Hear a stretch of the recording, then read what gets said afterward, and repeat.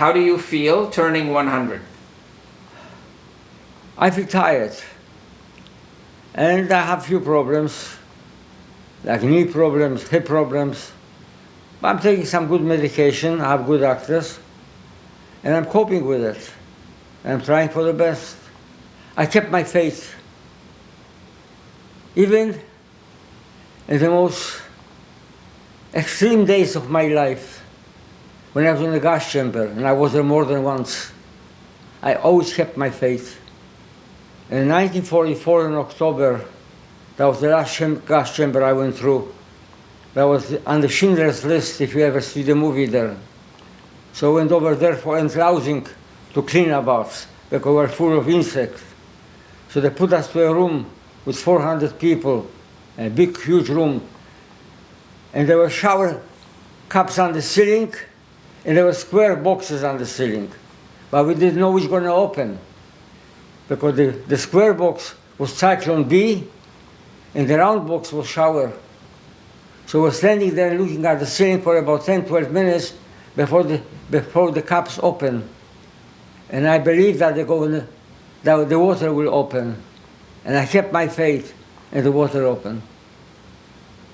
Wow. And there was joy. People start to cry and sing religious song. And many of them raise their hands, and they all say, there's a God in heaven, including myself. My most electrical experience in my life was on May 8th, midnight, 1945. The alarm was ringing. We're in the concentration camp in Brnice, Czechoslovakia. That was Schindler's ammunition factory, Oskar Schindler. Oskar Schindler, if you remember, or you read out probably about that, saved 1,200 Jews from Krakow, where I was born. And my brother was with me there in the same factory. And there was a roll call that in the next 10 minutes, all the 1,200 prisoners have to show up on the factory floor. There's a roll call.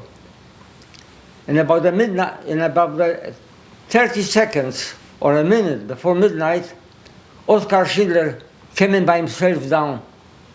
He picked up his watch, with a German precision, start to count, saying 9, 8, 2, 3, 2, 1, and yell out all sudden, the Krieg is vorüber.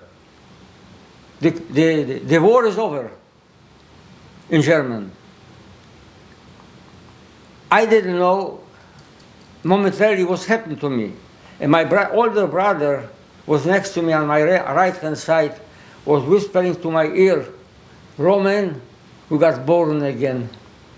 Our mother gave us the first life, and he gave us the second life. He gave us that famous speech, I give you back your name, your identity, yourself, I declare you free. So he got freedom. You're free, you can go wherever you want, he said. You're free people, and I am the hunter, become the hunted. Because they're going to go after me now. So he said, no, we're going to smuggle you over to the American side. And we make uniforms for him, because we wear those striped uniforms. But this guy was about 6'4", like this.